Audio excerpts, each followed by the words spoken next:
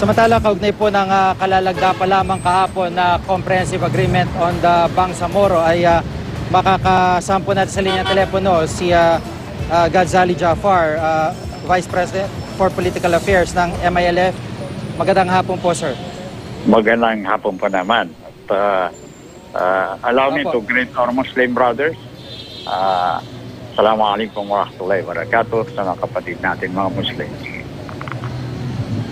Apo.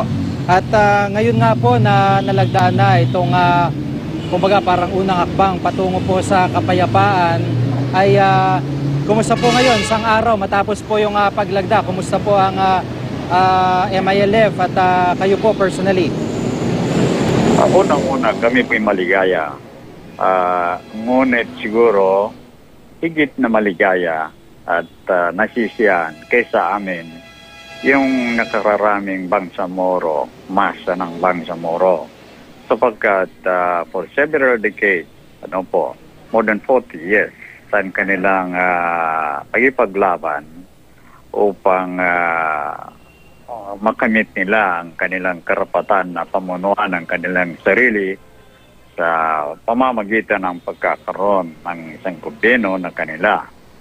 At in the course of that struggle, marami pong namartir sa kanila. Sa katunayan, halos lahat ng pamilya in the Bangsamoro, meron namartir na probably anak, o di kaya kapatid, o di kaya pinsan, o di kaya distant relatives. At maraming nasunugan ng mga bahay at iba pang mga properties.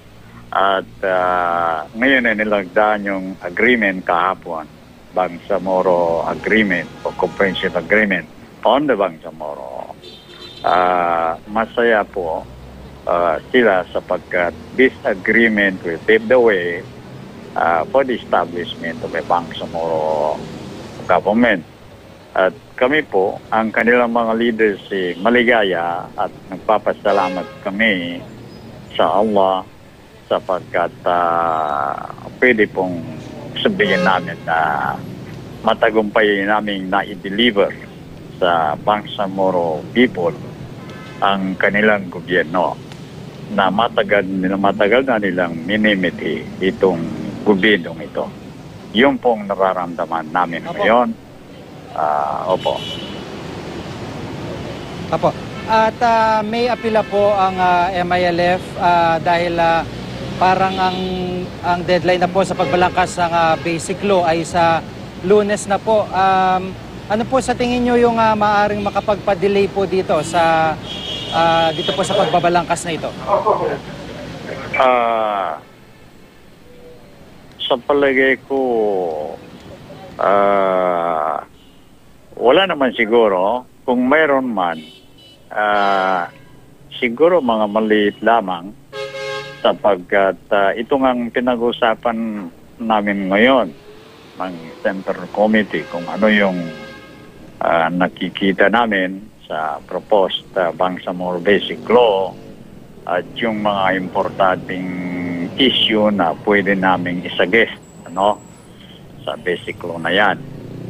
At inasahan na yung deadline para sa submission ng di kaya para matapos yung Bangsamoro Basic Law ay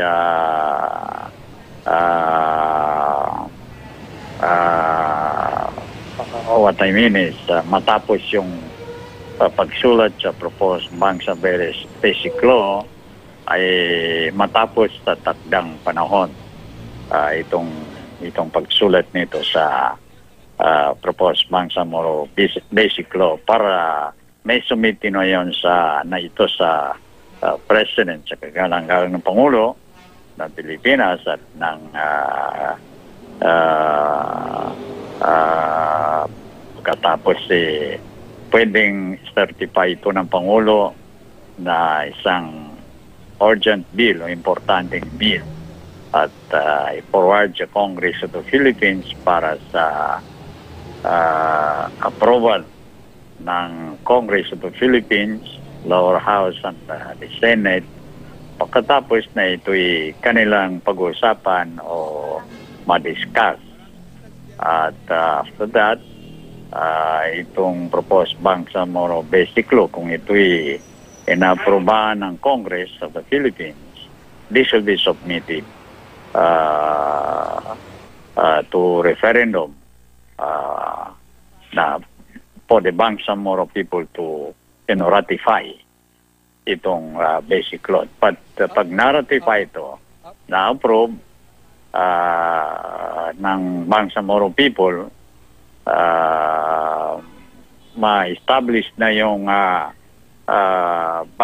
Bangsamoro government. Bagamat yung unang Bangsamoro government is probably tawag dyan transition government, Bangsamoro transition government. At itong Bangsamoro transition government will be run by Bangsamoro Transition Authority, which will be appointed by the President of the Republic of the Philippines. Apo, isa po sa malalaking issue na magiging bahagi po nitong Bangsamoro government ay yung pong decommissioning, yung pong pagtatabi ng mga armas. Paano nyo po plano na kumbaga kolektahin o kumbinsihin yung mga fighters po ng MILF na itabi nga po itong mga armas? Kasi hindi naman may kakailan na isa nga ito sa pinaka-importanting bahagi rin ng buhay ng mga fighters. Katunayan nga ho, kahapon po sa Camp Darapanan, nakita namin talaga na yung mga ilan sa mga bagong armas din na hawak-hawak po ng inyo po mga miyembro. Opo. Alam po ninyo, meron independent body, decommissioning, independent body na magsilitali, at hindi pa nga ito naisagawa. At pag natapos ito, yung plano ng decommissioning body, this will convince everybody na yung detailed plan ay hindi makasasama, itong pag-aarmas ng Bangsamoro, sabihin na natin Bangsamoro people sapagkat ito'y struggle ng Bangsamoro people. Ito'y kailangan, necessity ito. Kailangan sa isang struggle na may armas. Unless of course, yung struggle na yun ay civilian non-armed armas struggle. Civilian non-armed struggle. But in the case, sa kaso ng Bangsamoro people's struggle, armado ito. At kailangan meron silang mga armas. At yan ang dahilan kung bakit maraming armas na hawak ang BIAF ngayon, Bangsamoro Islamic Armed Forces. Opo. At maraming salamat po sa pagkakataon si Ginoong Gonzali Jafar, ang Vice President for Political Affairs ng MILF. Maraming pong salamat. Maraming pong salamat. Thank you very much.